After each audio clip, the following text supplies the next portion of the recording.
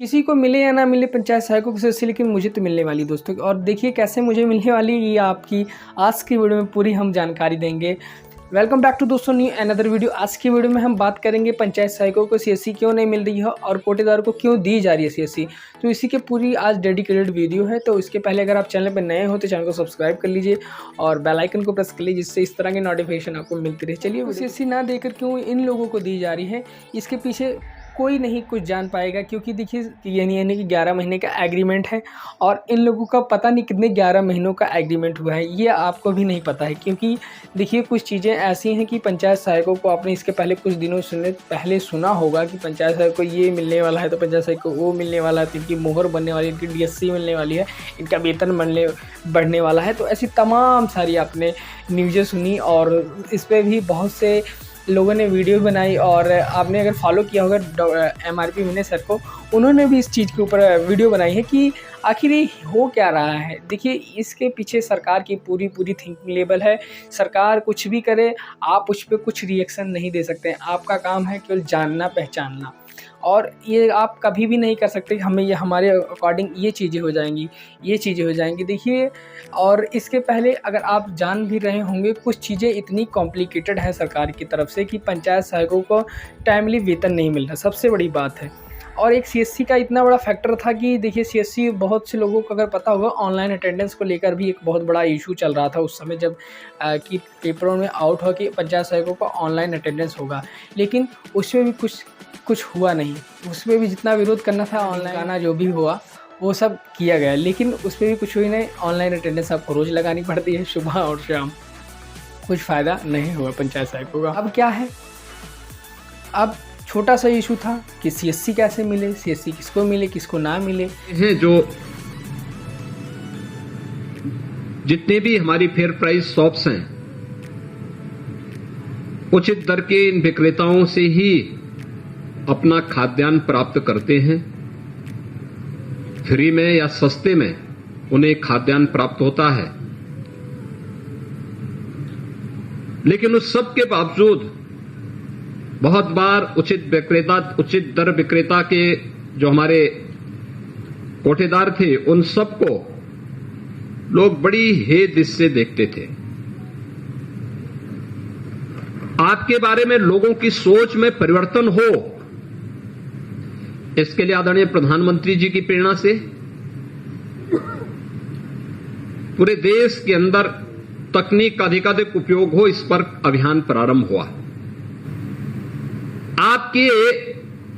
आपको जो श्रेय मिल रहा है, उस श्रेय को ही ध्यान में रख करके हमारे माननीय सांसद ने कहा था कि देखिए हम भी इस कोटेदार के साथ जुड़ना चाहते हैं, और इसीलिए उन्होंने कहा कि देखिए आपका जो लाभांश प्रति क्विंटल जो 70 रुपया था, वह बढ़ाकर के अब 90 रुपया हो रहा है। और यही नहीं, एक तो लाभांश आपका बढ़ रहा है और दूसरा सीएससी की सुविधा आपको प्राप्त हो रही है। आपके दुकान के माध्यम से आप थोड़ी सी ट्रेनिंग ले लेंगे, आपको वहां पर ई स्टैम्प की सुविधा की बिक्री की भी सुविधा उपलब्ध करा सकते हैं। आय प्रमाण पत्रों का लेन देन के कार्यक्रम को बैंकों के साथ जब MOU आगे बढ़ेगा, तो ये कार्यक्रम और अच्छे ढंग से आगे बढ़ पाएगा कि लोगों को बैंकों में न जाना पड़े, आपकी दुकान में ही पैसा जमा हो और आपका पैसा आप उस पैसे को वहां बैंक में वापस जमा करेंगे। लेन देन जो हो वहां पर हो, और फिर से बैंक में आप स्वयं उस व्यवस्था को बैंक स्वयं आपके माध्यम से कलेक्शन करें। और यही नहीं, बिजली के बिलों को जमा करने का हो, बहुत सारे ऐसे में मदद मिल सकती है, और इससे आपकी इनकम भी काफी बढ़ेगी। यानी इनकम बढ़ाने और ईमानदारी के साथ कार्य करने का जो सुख है, वह व्यक्ति के लिए एक अनुपम सुख होता है। क्योंकि बेईमानी से व्यक्ति कितना भी कमा ले, लेकिन वह उसको कभी फपता नहीं है। व्यक्ति हमेशा परेशान रहता है, हमेशा भयभीत रहता है, हमेशा इस बात के लिए सशंकित रहता है कि कब पता नहीं कौन छापामारी कर दे, कब कौन क्या कर ले।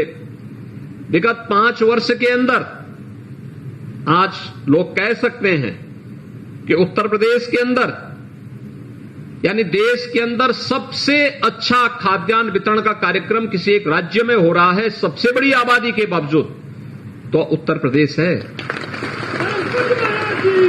और ये हम इसलिए संभव, इसको हम सफल करने में इसलिए संभव हुए क्योंकि हम लोगों ने तकनीक अपनाया, ई-पॉस मशीन लगाई।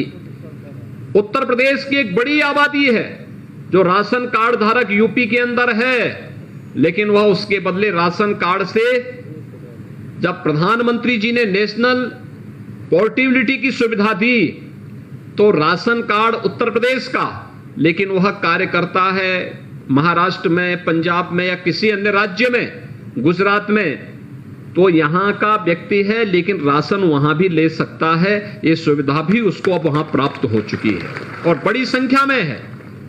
ये बड़ी संख्या इसकी यूपी यानी यूपी के नागरिकों की है जो वहां जाके लेते हैं, और बाहर के भी अन्य राज्यों के जिन्होंने नेशनल पोर्टेबिलिटी के साथ अपने आप को जोड़ा है, उसमें भी एक बड़ी संख्या ऐसी है जो उत्तर प्रदेश में रहते हैं, दूसरे राज्यों के निवासी हैं।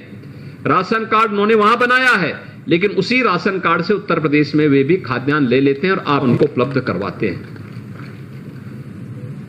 आप में से बहुत सारे लोग खाद्य विभाग के साथ निराश्रित लोगों को भी खाद्यान्न उपलब्ध करवाने में, उनके घर तक खाद्यान्न पहुंचाने में अपना योगदान देते हैं। कितना आशीर्वाद मिलता होगा आप लोगों को जब आप किसी निराश्रित बुजुर्ग को या निराश्रित महिला को या किसी दिव्यांग के घर में राशन लेकर आपके पास कोई सहयोगी जाता होगा तो कितना आशीर्वाद आप लोगों को प्राप्त होता होगा।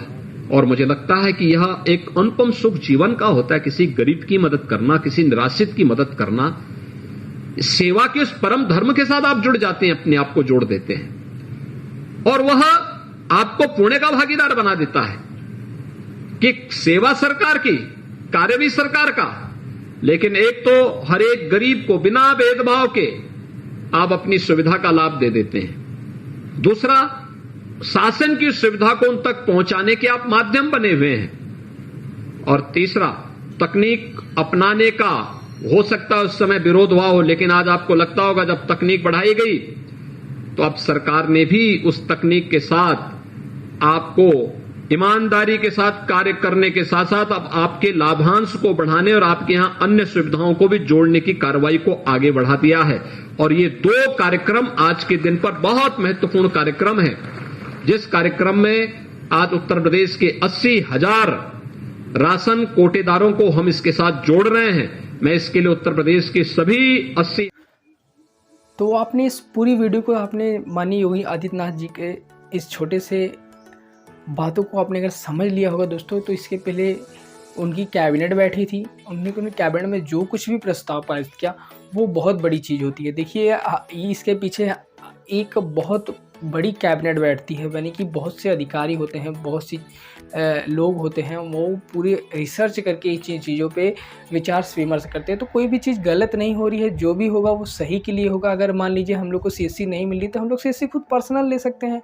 अगर मान लीजिए वो लोग देते भी हैं और आप अपने ही पंचायत में रहेंगे, अगर उनकी कंबाइनिंग आपकी कंबाइनिंग रहती है तो आप अच्छे तरीके से इसको कर सकेंगे। यानी कि जो मैंने अभी डायरेक्टली फर्स्ट टाइम में बोला आपको कि सीएससी मुझे मिलने वाली, डायरेक्टली मुझे कोटेदार ने कहा कि आपको मैं सीएससी दे रहा हूँ और आप उसे अपडेट करिएगा, लेकिन कुछ फ़ायदा नहीं होगा।